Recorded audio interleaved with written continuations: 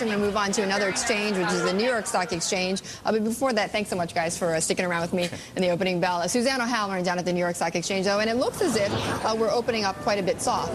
That's right, Betty. And just to follow up on what you were just talking about with Adam and John, Matthew Rothman of Barclays Capital has written extensively about what he calls a low-quality rally when we have seen some of the weakest companies like the AIGs, like the Citigroups, support this rally. So that is certainly a concern here. We do have the S&P at a 11-month high, so we are seeing perhaps some investors be anxious. That said, we continue to hear positive news on the profit front. We have two big stories in the consumer staples sector today. Procter & Gamble reaffirming its sales forecast and saying profits will probably be stronger than they initially thought.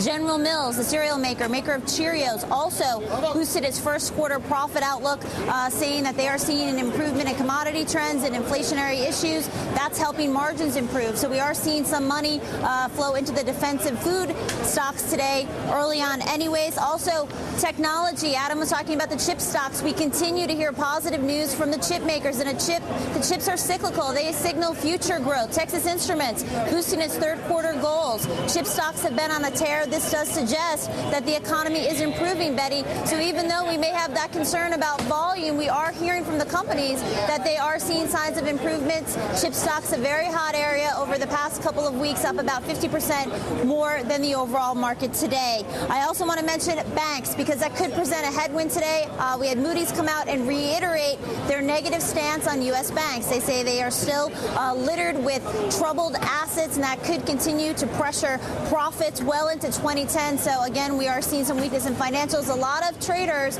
are looking for the financials to lead us or lead stocks even higher than they are today. So again, we are seeing weakness in financials today. And just with respect to the S&P, 1030, 1040 are some levels traders are watching as a potential support factor. If we can break through that, Betty, that would be a positive, or else we may loft around that level. Also, you talked about volume. I want to mention volume is improving down here. We traded over 1 billion shares yesterday, and traders look for that trend to move even higher as we see stocks rise. Betty? Okay, Suzanne, thanks so much. Suzanne O'Halloran down at the New York Stock Exchange.